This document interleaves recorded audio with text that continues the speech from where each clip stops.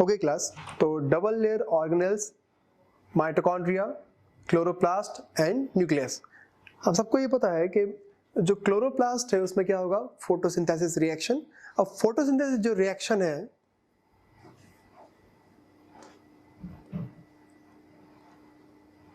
वो ये होती है, photosynthesis reaction means 6CO2 and water, ये मिलके साथ में क्या बनाते हैं, ग्लूकोज प्लस ऑक्सीजन। ये कौन सा रिएक्शन है, फोटोसिंथेसिस। और फोटोसिंथेसिस रिएक्शन कहां पे मिलेगा आपको, क्लोरोप्लास्ट में। बट इसका अपोजिट हम बात करें, 6C6H12O6 प्लस 6O2, ये मिलके किस में कन्वर्ट हो जाते हैं, कार्बन डाइऑक्साइड एंड वाटर। अगर आप थोड़ा ढंग से देख रहे हैं सर, तो फोटोसिंथेसिस और रेस्पिरेशन जो प्रोसेस है दोनों एक दूसरे के अपोजिट है, उल्टे हैं। ये जो रेस्पिरेशन प्रोसेस है जिसमें ग्लूकोज प्लस ऑक्सीजन मिलके कार्बन डाइऑक्साइड एंड वाटर में कन्वर्ट हो रहे हैं, इसको हम बोलते हैं क्या, रेस्पिरेशन प्रोसेस। और ये होती कहां पे, माइटोकॉन्ड्रिया में मिलेगी आपको। बट अगर मैं बात करूं किसकी, CO2 प्लस वाटर मिलके ग्लूकोज बनाएगा और ऑक्सीजन रिलीज करेगा, इसको बोलते हैं फोटोसिंथेसिस रिएक्शन। और ये कहां मिलेगी आपको, प्लांट में, क्लोरोप्लास्ट में। एनिमल में क्लोरोप्लास्ट नहीं होता है, तो एनिमल में फोटोसिंथेसिस वाली रिएक्शन नहीं होती है। जनरली आप लोगों ने सुना होगा, हम लोग ऐसा बोल देते हैं कि हम लोग O2 इनहेल करते हैं और CO2 एक्सहेल करते हैं, राइट। और प्लांट के बारे में क्या बोला जाता है कि वो CO2 इनहेल करते हैं और O2 एक्सहेल करते हैं। तो डिपेंड करता है, ये मिथ है, मैं आज आपका मिथ ये दूर करता हूं। हम लोग रेस्पिरेशन प्रोसेस में हम लोग क्या करते हैं, O2 इनहेल करेंगे और CO2 रिलीज कर देते हैं या एक्सहेल कर देंगे। O2 लेते हैं, CO2 छोड़ देते हैं। प्लांट भी रेस्पिरेशन प्रोसेस में O2 लेता है और CO2 छोड़ता है, सेम ह्यूमन की तरह। सर क्या बात कर रहे हो, यस यही होता है रेस्पिरेशन प्रोसेस में, चाहे ह्यूमन हो चाहे प्लांट हो, हम दोनों ही O2 इनहेल करते हैं और CO2 को रिलीज करते हैं। लेकिन डे टाइम में प्लांट में क्या होता है, फोटोसिंथेसिस ज्यादा होता है। तो आपको क्लियरली दिख रहा है कि फोटोसिंथेसिस जो रिएक्शन है उसमें CO2 को लिया जाता है और रिलीज करते हैं क्या, O2। तो कॉमनली हम क्या बोल देते हैं कि प्लांट क्या करता है, CO2 लेता है, O2 छोड़ता है। नहीं सर, प्लांट CO2 लेता है, O2 छोड़ता है, पर कौन सी प्रोसेस में, फोटोसिंथेसिस प्रोसेस में। लेकिन अगर रेस्पिरेशन की बात करें तो ह्यूमन और प्लांट सेम बिहेव करते हैं। हम लोग O2 इनटेक करेंगे और किसको रिलीज करेंगे, CO2 को। आई होप यू अंडरस्टैंड क्या बोलना चाह रहा हूं मैं। Respiration process and photosynthesis process दोनों ही एक दूसरे के क्या है, अपोजिट है। ह्यूमन ओनली रेस्पिरेशन प्रोसेस करता है, लेकिन प्लांट की अगर बात करें वो रेस्पिरेशन एंड फोटोसिंथेसिस दोनों करता है। हम लोग ह्यूमन रेस्पिरेशन प्रोसेस में O2 लेते हैं और CO2 छोड़ते हैं। प्लांट भी रेस्पिरेशन प्रोसेस में O2 लेता है और CO2 छोड़ता है। बट प्लांट जब फोटोसिंथेसिस रिएक्शन करेगा तब वो CO2 लेगा और क्या रिलीज करेगा, O2। Means what, day time की अगर बात करें तो डे टाइम में फोटोसिंथेसिस ज्यादा हो रहा है रेस्पिरेशन के कंपैरिजन में। किसकी बात कर रहा हूं मैं, प्लांट की। इसलिए हम जनरली क्या बोलते हैं कि प्लांट CO2 लेता है और क्या रिलीज करता है, O2 रिलीज करता है। क्लियर, ये कौन सी प्रोसेस है, फोटोसिंथेसिस एंड रेस्पिरेशन। अब एक चीज और आती है जो UPSC असिस्टेंट कमांडेंट में पूछी जाती है। ये पूछा जाता है कि फोटोसिंथेसिस रिएक्शन का जो रिएक्टेंट है उसको कौन से होते हैं। ये UPSC असिस्टेंट कमांडेंट में पूछा गया है। ये क्वेश्चन आ चुका है कि फोटोसिंथेसिस रिएक्शन के प्रोडक्ट कौन से होते हैं। तो देखो सर, इधर ध्यान से, एरो की इस तरफ कोई चीज लिखी होती है तो उसको बोलते हैं क्या, रिएक्टेंट। एरो की उस तरफ कोई चीज लिखी होती है उसको क्या बोलते हैं, प्रोडक्ट। Reactant, product. तो अगर मैं फोटोसिंथेसिस रिएक्शन की अगर बात करूं तो रिएक्टेंट क्या है, कार्बन डाइऑक्साइड एंड वाटर। लेकिन फोटोसिंथेसिस रिएक्शन के प्रोडक्ट की बात करूं तो वो क्या है, ग्लूकोज प्लस ऑक्सीजन। सेम अगर आप बात करें रेस्पिरेशन प्रोसेस की, तो रेस्पिरेशन प्रोसेस में रिएक्टेंट क्या है, ग्लूकोज प्लस ऑक्सीजन, और प्रोडक्ट क्या है इसका, कार्बन डाइऑक्साइड एंड वाटर। तो डिपेंड करता है कि वो रेस्पिरेशन पूछना चाह रहा है या फोटोसिंथेसिस पूछना चाह रहा है। तो रिएक्टेंट मींस एरो की इस तरफ और प्रोडक्ट मतलब एरो की उस तरफ। ये केमिस्ट्री है, केमिस्ट्री की बेसिक थिंग्स है। ओके, आगे बात कर रहे हैं। इसके अलावा हमारे जो प्लांट्स हैं या एनिमल सेल है उसमें इनके अलावा भी बहुत सारी चीजें मिलती हैं। जैसे अदर नेम आपके जेपीएससी का फेवरेट क्वेश्चन में से एक है, जैसे माइटोकॉन्ड्रिया के बारे में पहले पूछा जा चुका है कि mitochondria other name power house of the cell. Same आपसे अगर पूछे न्यूक्लियस का other name brain of the cell. अब कुछ और ऑर्गेनेल्स हैं जिनके बारे में हम पढ़ते हैं, इनके अदर नेम आपको जरूर पता होना चाहिए। नंबर 1 ऑर्गेनेल्स इनके अलावा lysosome. Lysosome other name suicidal bag of the cell. What are the means of suicidal bag of the cell, sir? Suicidal bag means what? देखो, आपकी बॉडी में कोई भी पैथोजन अगर एंटर किया, कोई भी पैथोजन, चाहे वो वायरस हो या बैक्टीरिया हो, कोई भी, तो उसको सबसे पहले कैप्चर कौन करेगा, उसको पकड़ेगा कौन? सबसे पहले उसको दिखता है WBC। सपोज ये कोई पैथोजन आ रहा है और पैथोजन को सबसे पहले कौन ने पकड़ा? WBC, उसको किल कर देगा। इसके अलावा बॉडी में WBC के अलावा और भी चीजें हैं जो पैथोजन आता है उनको किल करने की कोशिश करती हैं। तो उसमें एक चीज क्या है हमारे पास? लाइसोसोम। क्या किया? कोई पैथोजन आया, लाइसोसोम ने इसको कैप्चर किया और इसको लाइसोसोम क्या करेगा? सब तरफ से डाइजेस्टिव जूस पर रिलीज करेगा और जो पैथोजन है उसको किल कर देगा। पैथोजन को तो किल कर दिया, साथ ही साथ खुद भी डिस्ट्रॉय हो गया। इसलिए इसको क्या बोलते हैं? सुसाइडल बैग, आत्महत्या की थैली। सुसाइड कर लिया उसने। अगर पैथोजन आता तो खुद सुसाइड कर लेगा, लेकिन हमें क्या डिसीज नहीं होने देगा। इसलिए लाइसोसोम को क्या बोलते हैं? Suicidal bag of the cell. Function क्या है? सिक्रीशन। किसको सिक्रीट करेगा? ये डाइजेस्टिव जूस का सिक्रीशन करेगा। तो lysosome other name suicidal bag of the cell, और ये क्या करता है? ये डाइजेस्टिव जूस डाल देगा किसी भी पैथोजन पे और उसको डाइजेस्ट करके उसको मार देगा, लेकिन खुद भी मर जाएगा। नेक्स्ट ऑर्गेनेल्स की अगर बात करें, ER एंडोप्लाज्मिक रेटिकुलम। अब एंडोप्लाज्मिक रेटिकुलम का अदर नेम है membrane factory of the cell. अब अगर आपसे पूछा जाए membrane factory of the cell, तो मेम्ब्रेन फैक्ट्री क्या होती है? सिंपल सी बात है, membrane factory of the cell मतलब क्या? ये मेम्ब्रेन के फॉर्मेशन में हेल्प कर रहा है। मेम्ब्रेन कौन सा सर? हमने पढ़ा है plasma membrane. Means plasma membrane के फॉर्मेशन में हेल्प करने वाला कौन है? ER endoplasmic reticulum. ये प्लाज्मा मेम्ब्रेन के फॉर्मेशन में हेल्प करेगा। तो जो इसका अदर नेम है वही इसका काम है। तो ER का other name membrane factory of the cell, तो ये मेम्ब्रेन बनाने का काम करता है। क्लियर? नेक्स्ट अगर मैं बात करूं ऑर्गेनेल्स की, राइबोसोम। चलो मैं इसका नेम बताता हूं, आप मुझे इसका फंक्शन बताइएगा। इसका अदर नेम है protein factory of the cell. What are the means of protein factory? Protein factory means what? Formation of proteins. ये प्रोटीन के फॉर्मेशन में हेल्प करेगा। तो राइबोसोम का जो अदर नेम है protein factory of the cell, वही इसका काम है, प्रोटीन के फॉर्मेशन में हेल्प करेगा। सबने पता है कि जो कोविड वायरस है, कोविड वायरस जो होता है, तो कोविड वायरस का अदर नेम है क्या? SARS। सर ये क्या होता है SARS? हमने तो कभी सुना ही नहीं है। कोविड-19 से जो डिसीज होती है, उसको हम क्या बोलते हैं सर? SARS डिसीज भी बोलते हैं। अगर ये आपको नहीं पता तो इस साल के मेंस के पेपर में ये आया हुआ है SARS। इस साल के आपके जेपीएससी की मेंस में आ चुका है। सर राइबोसोम के टाइम पे आप ये क्यों पढ़ा रहे हो? देखिए सर, राइबोसोम का काम है क्या? Protein factory of the cell. ये क्या बनाता है? Healthy protein.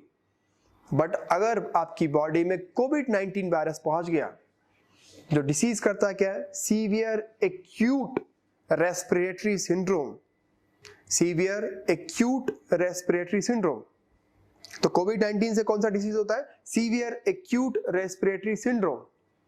अगर ये सीवियर एक्यूट रेस्पिरेटरी सिंड्रोम हो गया तो सबसे पहले कोविड वायरस आपकी बॉडी में एंटर करेगा और आपकी बॉडी में एंटर करके सबसे पहले राइबोसोम को ही हाईजैक करता है। और अगर ये राइबोसोम को हाईजैक कर लिया तो क्या होगा? आपकी जो राइबोसोम पहले हेल्दी प्रोटीन प्रोड्यूस कर रहा था, अब वो क्या प्रोड्यूस करने लगेगा? Unhealthy protein. मतलब पहले जो राइबोसोम प्रोटीन फैक्ट्री था, ये हेल्दी प्रोटीन बना रहा था, अब ये क्या है? ये वायरल फैक्ट्री हो गया। वायरस का नंबर इंक्रीज करने में हेल्प करने लगता है। और यहीं पर राइबोसोम पर ACE2 रिसेप्टर भी मिलता है। सर ये क्या होता है? एग्जाम्पल लेते हैं, अगर आपके हैंड पे कोविड वायरस है तो यहां से वो एंट्री नहीं लेगा। क्यों सर, यहां से एंट्री क्यों नहीं लेगा सर? क्योंकि किसी भी वायरस को, किसी भी पैथोजन को अगर बॉडी में एंटर करना है तो उसे ब्लड तक पहुंचना रहता है। तो ब्लड तक कैसे पहुंचेगा? या तो यहाँ पे कट लगा है तब वायरस एंटर करे, तभी तो बोलते हैं कि चोट लगी है तो उस पर आपने अगर एंटी माइक्रोबियल वाली चीजें नहीं लगाई, ऑइंटमेंट जिसको कहा जाता है वो नहीं लगाई, तो आप में इन्फेक्शन के चांसेस ज्यादा हो सकते हैं, आपको इन्फेक्शन ज्यादा हो सकता है। तो क्या किया, ये जो राइबोसोम है, राइबोसोम पर ACE2 रिसेप्टर लगा हुआ है। कोविड वायरस इस ACE2 रिसेप्टर तक जाएगा और अगर ये रिसेप्टर तक वो पहुंच गया तो ACE2 रिसेप्टर इसको बॉडी के अंदर एंट्री दे देगा, और बॉडी के अंदर एंट्री मतलब ये चला जाएगा ब्लड में। तो कोविड-19 वायरस कहां से जाता है बॉडी में? राइबोसोम के थ्रू ही जाता है। और राइबोसोम के थ्रू भी कहां पर? उसमें कौन सा रिसेप्टर है? ACE2 रिसेप्टर है आपकी सेल में, तो वो उससे आपकी बॉडी में एंट्री ले लेगा। ये क्वेश्चन UPSC 2020 का क्वेश्चन है। ये पूछा था कि ACE2 रिसेप्टर, अभी न्यूज में ये क्या है? 2020 UPSC का क्वेश्चन है ACE2 रिसेप्टर। तो हम लोग क्या करते हैं, राइबोसोम का जो ACE2 रिसेप्टर है उसको ध्यान रखिए, उसको ब्लॉक कर दो तो कोविड-19 वायरस कभी एंट्री नहीं ले पाएगा। और यही हम काम कौन करती है? हमारी एंटीबॉडीज करती हैं। और एंटीबॉडीज कहां से आती है? ये इंजेक्शन जब आपने लगवाए होंगे, तो वैक्सीन आपने जो लगवाया होगा उससे आपकी एंटीबॉडी बन जाएगी। मतलब सर ये राइबोसोम वाला जो टॉपिक है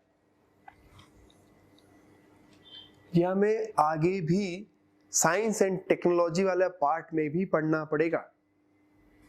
अभी हम कर रहे हैं क्या? हम पढ़ रहे हैं क्या? Cell biology. सेल बायोलॉजी का राइबोसोम, राइबोसोम का other name protein factory of the cell. बाकी का जो भी डिटेल होगा हम साइंस एंड टेक वाले टॉपिक में बहुत अच्छे से क्लियर कर लेंगे। ओके, हम अभी अदर नेम पढ़ने की कोशिश कर रहे हैं। नेक्स्ट है क्या? एक ऑर्गेनेल से गोल्जी कॉम्प्लेक्स, ये गोल्जी बॉडी कहा जाता है इसको। इसका अदर नेम है traffic police of the cell. Traffic police of the cell मतलब क्या? ट्रैफिक पुलिस क्या करता है? ट्रैफिक पुलिस जैसे उसे ये पता है कि कौन सी गाड़ियों को एंट्री देना है, किस गाड़ियों को रोकना है, मतलब एंट्री और एग्जिट, मतलब ट्रैफिक को कंट्रोल करने का काम किसका है? वो ट्रैफिक पुलिस का है। तो हमारी बॉडी में हमारा जो सेल है वो सर्वाइव कर रहा है। सर्वाइव कैसे कर रहा है? उसमें न्यूट्रिएंट मिल रहे होंगे, तो कौन से न्यूट्रिएंट सेल के अंदर एंट्री लेंगे?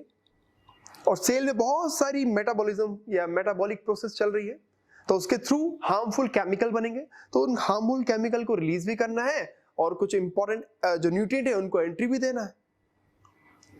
तो कौन सी चीजें सेल के अंदर आएगी, कौन सी चीजें सेल के बाहर जाएंगी, ये इस सब पे कंट्रोल किसका है? Golgi complex. इसलिए इसको क्या बोलते हैं हम लोग? Traffic police of the cell. इसलिए इसको क्या कहा जाता है? Traffic police of the cell. Clear? अब सर एक और पार्ट आपको यहां दिख रहा होगा, वैक्यूल। सर वैक्यूल क्या होता है? वैक्यूल मतलब कि खाली स्थान, एक प्लेस जहां पर कुछ भी नहीं है। तो वैक्यूल की अगर बात करें तो वैक्यूल प्लांट सेल में बहुत बड़ा और सिंगल मिलता है, लेकिन एनिमल सेल में बहुत टाइनी लेकिन मेनी मिलते हैं, बहुत सारे मिलते हैं। वैक्यूल मतलब खाली जगह। ओके, ये ऑर्गेनेल्स नहीं बोल सकते इसको, ये खाली जगह बोल दो आप वैक्यूल। तो ये क्या हो गया सर? कुछ सेल ऑर्गेनेल्स और उसके अदर नेम। चलो रिवाइज करने की कोशिश करते हैं क्योंकि आपके इसमें आता ही आता है। नंबर 1 हमने पढ़ा न्यूक्लियस। न्यूक्लियस का other name brain of the cell. What is the means of brain of the cell? ये कंट्रोल करेगा इसको, ब्रेन ये आपकी पूरी सेल को कंट्रोल करेगा। Number 2 mitochondria, other name power house of the cell. ये पावर जनरेट भी करता है और पावर को स्टोर भी करता है। Number 3 lysosome, other name suicidal bag of the cell. Function अपन पढ़ चुके हैं, मेन काम है इसका क्या? डाइजेशन का, और जो डाइजेशन जूस यहाँ पर पैथोजेंस पर डाल देगा और खुद भी मर जाएगा। नेक्स्ट गोल्जी बॉडी या Golgi complex, traffic police of the cell.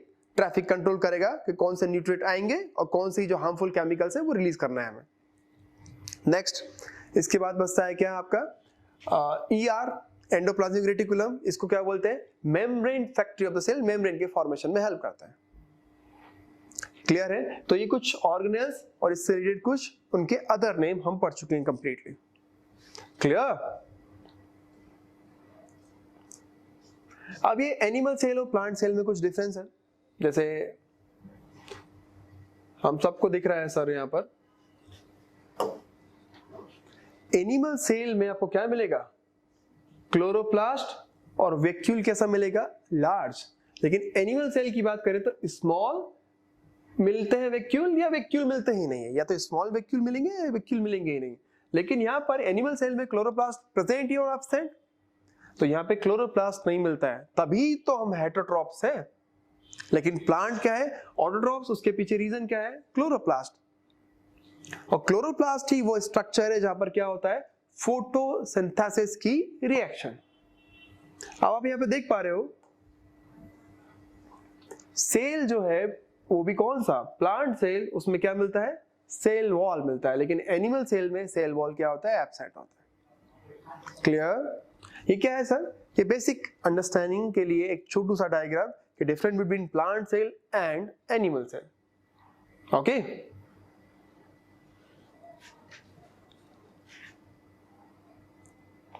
और अगर डिफरेंस की बात करें तो सर ये डिफरेंस मैंने यहाँ पे बना दिए गए हैं। यहाँ पे आप बहुत सारे डिफरेंस देख सकते हैं कि एनिमल सेल छोटा होता है, प्लांट सेल बड़ा होता है, सेल साइज क्या है, सेल वॉल प्लांट सेल में प्रेजेंट होगा, एनिमल सेल में एब्सेंट होगा।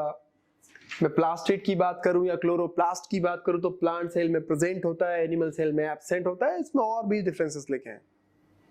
सर ये डिफरेंसेस क्यों जरूरी है?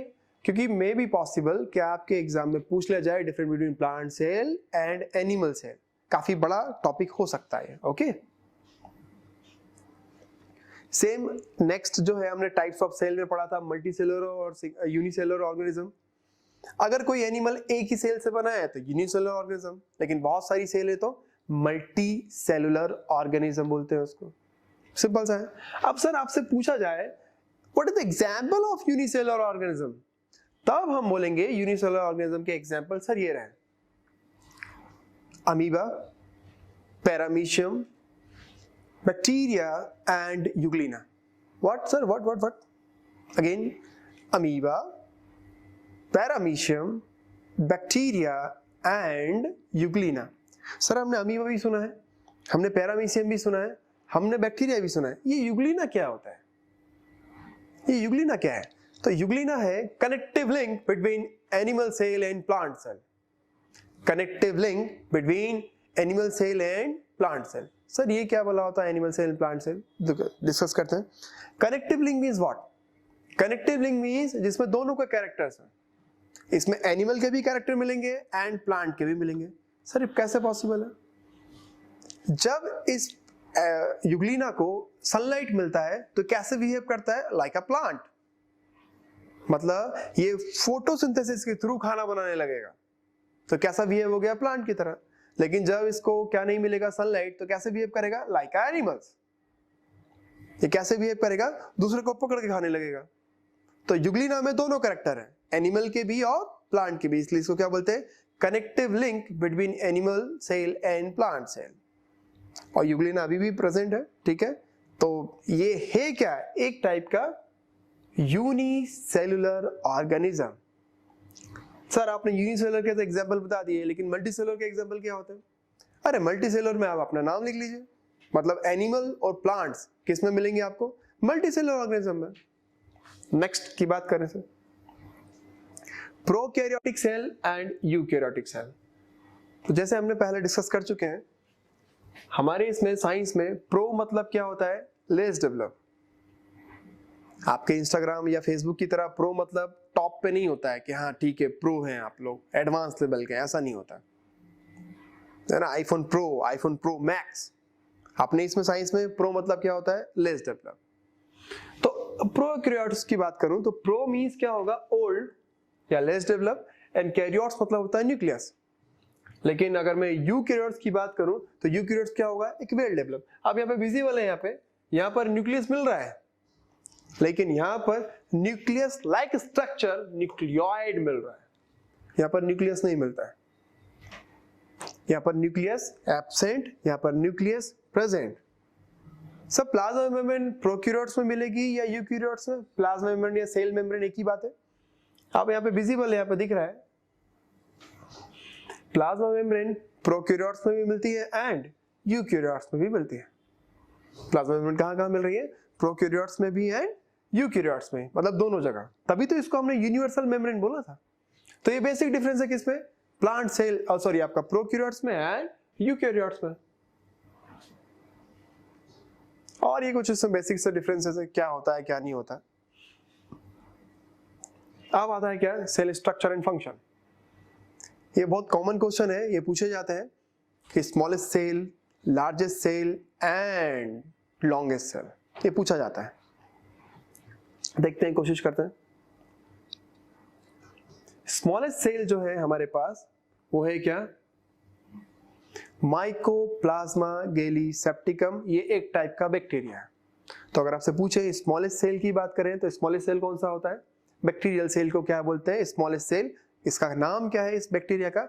माइकोप्लाज्मा। प्लीज से जरूर याद रखिएगा। अच्छा, गैली सेप्टिकम याद है तो ठीक है, कोई बात नहीं, लेकिन प्लीज माइकोप्लाज्मा जरूर याद रखना। तो स्मॉलेस्ट सेल ह्यूमन बॉडी की माइकोप्लाज्मा। माइकोप्लाज्मा ये स्मॉलेस्ट सेल है ह्यूमन बॉडी की, ठीक है। नेक्स्ट आपसे पूछा जाएगा क्या? Largest cell. तो लार्जेस्ट सेल में आपने क्लियरली कभी ना कभी तो पढ़ा ही होगा, मुझे उम्मीद है आपसे, कि लार्जेस्ट सेल कौन सी होती है? Ostrich egg cell. अगर आप यहाँ पे देखना चाहेंगे, ये नॉर्मल एग और ये एक ऑस्ट्रिच का एग, ये लार्जेस्ट सेल है आपका। पूरे एनिमल किंगडम में, प्लांट किंगडम में सबसे छोटी सेल कौन सी है? बैक्टीरिया की, जिसका नाम है माइकोप्लाज्मा। सबसे बड़ी सेल जो हमारे पास है वो कौन सा है? Ostrich egg cell. लेकिन अगर मैं बात करूं सबसे लॉन्गेस्ट की, तो लॉन्गेस्ट में क्या मिलेगा आपको? Nerve cell. नर्व सेल को क्या बोलते हैं? न्यूरॉन्स। और न्यूरॉन्स कहाँ मिलते हैं? ब्रेन में। प्लीज ऐसा मिक्स मत करिएगा कि न्यूरॉन और नेफ्रॉन दोनों चीजें सेम होती है, ऐसा नहीं है सर। न्यूरॉन मिलते हैं ब्रेन में और नेफ्रॉन मिलते हैं किडनी में। Neuron and nephron. तो ये सबसे लॉन्गेस्ट सेल है वो कौन सी है? न्यूरॉन्स। ये कहाँ मिलेंगे आपको? ब्रेन में। तो ये क्या क्या हो गया sir? Smallest cell, largest cell and longest cell. Smallest cell bacteria की होती है, क्या नाम है उसका? Mycoplasma. Largest cell ostrich egg cell and longest cell neurons. ये तो चलो तो ओवरऑल बात कर ली, लेकिन अगर ह्यूमन बॉडी की बात करें तो smallest cell in human body sperm cell and largest cell in human body ovum cell या एग सेल बोलते हैं इसको। तो स्पर्म जो होता है वो स्मॉलेस्ट सेल होता है ह्यूमन का, और अगर मैं लार्जेस्ट सेल की बात करूं तो वो क्या होता है? ओवम होता है। ओवरऑल अगर बात करें स्मॉलेस्ट सेल तो माइकोप्लाज्मा, लेकिन ह्यूमन बॉडी की बात करें तो स्पर्म। ओवरऑल लार्जेस्ट सेल कौन सा है? Ostrich egg cell. लेकिन हम ह्यूमन की बात करें तो लार्जेस्ट सेल क्या मिलेगा आपको? ओवम। क्लियर? ये स्ट्रक्चर है ओवम स्पर्म का, ठीक है। ये नहीं होता सर, रियल स्ट्रक्चर ये है। ये कंपैरिजन है कि ओवम कितना बड़ा रहता है और हमारा स्पर्म कितू सा रहता है, छोटू सा रहता है। तो ये ओवम है और ये स्पर्म। बाकी क्या इसका डिस्कस अपन बाद में करेंगे बहुत अच्छे से, कि ये ओवम क्या होता है, इसका मेन फंक्शन क्या है, स्पर्म क्या है। ये रिप्रोडक्टिव वाला जो टॉपिक है वहां पे हम डिस्कस कर लेंगे इसको। इसी से रिलेटेड एक चीज और आती है आपकी सेल बायोलॉजी से रिलेटेड। बाकी क्या इसमें मैक्सिमम पार्ट हम फिनिश कर चुके हैं। एक होता है क्या? Cell theory. सबसे पहला क्वेश्चन आपके इसमें ये जरूर पूछा जाता है साइंटिस्ट, तो आपसे पूछ लिया कि सेल थ्योरी डिस्कवर्ड बाय, तो cell theory discovered by Schwann and Schleiden. Cell theory discovered by Schwann and Schleiden. Please ये याद रखना। आप नहीं बोलते structural and functional unit of life, कभी आ गया डिफाइन सेल, ऐसा आ गया सेल को डिफाइन करिए, तो क्या लिखेगा आप? Structural and functional unit of life called cell. ऐसा मत करिएगा, क्या करिएगा? According to cell theory structural and functional unit of life called cell, तो ज्यादा बेटर होता है, इसमें आपको ज्यादा अच्छे नंबर मिल जाएंगे, है ना? ठीक है, प्लीज ये ध्यान रखिएगा। और इसके कुछ इंपॉर्टेंट 3 या 4 स्टेटमेंट है। 4 स्टेटमेंट थे पर 4 वाला नंबर का गलत था, इसलिए अब 3 स्टेटमेंट ही पढ़े जाते हैं। पहला स्टेटमेंट क्या है इसका? All organism are composed of 1 or more cell. मतलब जितने भी एनिमल है, जितने भी एनिमल्स या ऑर्गेनिज्म है, सर ये एनिमल ऑर्गेनिज्म बार बार ये टर्म आ रहा है, एनिमल ऑर्गेनिज्म क्या है? हिंदी में आप लोग क्या बोलते हैं इसमें? जीव और जंतु, ये सेम थिंग्स है? नहीं, सेम नहीं है सर, डिफरेंट है। ऑर्गेनिज्म या एनिमल्स की अगर बात करें तो जिनके पास लाइफ है वो सबके सब क्या है? ऑर्गेनिज्म। इसका एक टाइप होते हैं एनिमल्स लाइक ह्यूमंस। क्या क्या बोल दिए सर? आएगा ये टॉपिक, क्लासिफिकेशन है, उस टॉपिक में पढ़ते हैं हम लोग। प्रोकैरियोट्स, यूकैरियोट्स का सारा डिटेल पढ़ते हैं इसमें। Monera, protista, fungi, Plantae, animalia, हम सारा डिटेल में पढ़ते हैं उसको, ठीक है। तो आपसे पूछा जाए कि सेल थ्योरी का फर्स्ट स्टेटमेंट क्या है? All organism are composed of one or more cell. मतलब कोई भी ऑर्गेनिज्म हो, या तो उसके पास एक सेल होगी या एक से ज्यादा सेल होगी, पर 100% सेल जरूर होगी। मतलब अगर लाइफ है तो सेल जरूर होगा। ये फर्स्ट स्टेटमेंट है किसका? सेल थ्योरी का, given by Schwann and Schleiden. Next की अगर मैं बात करूं, the cell is the basic unit of life in all living things. मतलब इसी को तो हम क्या बोलते हैं? Structural and functional unit of life called cell. इसी को तो बोलते हैं, स्वान एंड स्लीडेन ने दिया है इसको भी। थर्ड वाला जो पॉइंट है कि all cells are produced by the division of pre existing cell. मतलब जितनी भी सेल है, जो पहले से सेल प्रेजेंट है, उसी के डिवीजन से बनी है। लेकिन ये जो स्टेटमेंट है किसने दिया है? रुडोल्फ विर्चो ने। क्यों सर? स्वान और स्लीडेन ने तो क्या बोला था कि ये खुद ही डेवलप हो जाती है सेल, लेकिन वो स्टेटमेंट गलत है। कभी भी सेल खुद डेवलप नहीं होती है। सेल कैसे डेवलप होती है? पहले से कोई सेल प्रेजेंट है, उसमें डिवीजन होगा, तभी आपकी न्यू सेल जनरेट होगी। तो ये वाला पॉइंट विर्चो ने दिया था। तो इसलिए सेल थ्योरी में विर्चो को भी पढ़ा जाता है। रुडोल्फ विर्चो नाम है इनका, उनको भी पढ़ा जाता है। तो सेल थ्योरी के 3 इंपॉर्टेंट पॉइंट। पहला कि कोई भी लिविंग ऑर्गेनिज्म है, चाहे वो एक सेल वाला हो या बहुत सारी सेल का वाला हो, सब की बेसिक यूनिट क्या है? सेल है। सब सेल से मिलके बने होते हैं। और तीसरा, जो नई सेल है वो पुरानी सेल से ही डेवलप होती है। हाँ, विर्चो भी ये नहीं बता पाए थे कि जो फर्स्ट सेल आई है वो कैसे आई है।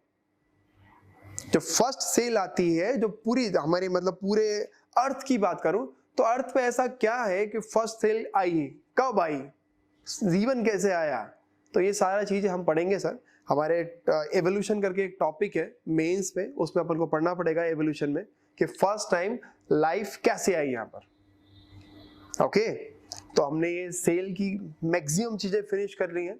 प्रोकैरियोट्स, यूकैरियोट्स, क्या होता है क्या नहीं होता है। अब इसमें कुछ और चीजें हम चाहें तो इंक्लूड कर सकते हैं, डीएनए, आरएनए, पर वो जेनेटिक्स में करेंगे तो ज्यादा बेटर रहेगा।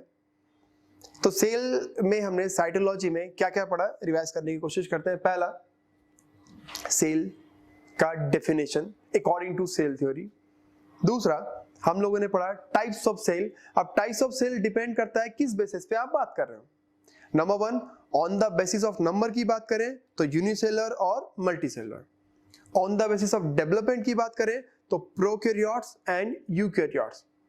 एनिमल में प्रेजेंट है तो एनिमल सेल, प्लांट में प्रेजेंट है तो प्लांट सेल। फिर हमने पढ़े कुछ इंपॉर्टेंट कंपोनेंट्स। कंपोनेंट्स में हमने क्या क्या पढ़ा? माइटोकॉन्ड्रिया, उसका फंक्शन, न्यूक्लियस, उसका फंक्शन, क्लोरोप्लास्ट, उसका फंक्शन, लाइसोसोम, उसका फंक्शन, राइबोसोम, उसका फंक्शन, ईआर, उसका फंक्शन, उसके अदर नेम, ये पढ़ लिया। फिर उसके बाद हमने उसके बेसिक से क्या डिफरेंस देखे। सेल का स्ट्रक्चर देखा कि ऊपर 2 मेम्ब्रेन है, एक सेल मेम्ब्रेन है, एक सेल वॉल है, किससे मिलके बना है ये भी देखा हमने। सेल के अंदर कुछ लिक्विड प्रेजेंट है, साइटोप्लाज्म, न्यूक्लियोप्लाज्म, ये क्या होता है, प्रोटोप्लाज्म क्या होता है, हमने ये डिस्कस कर लिया।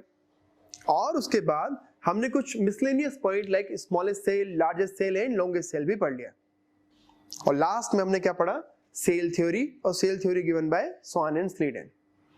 तो ये हमारा सेल वाला टॉपिक है। इसका बेसिक हमारा क्या होता है अब फिनिश होता है। नेक्स्ट सेशन में हम आगे डाइजेस्टिव सिस्टम है वो हम करेंगे। Thank you.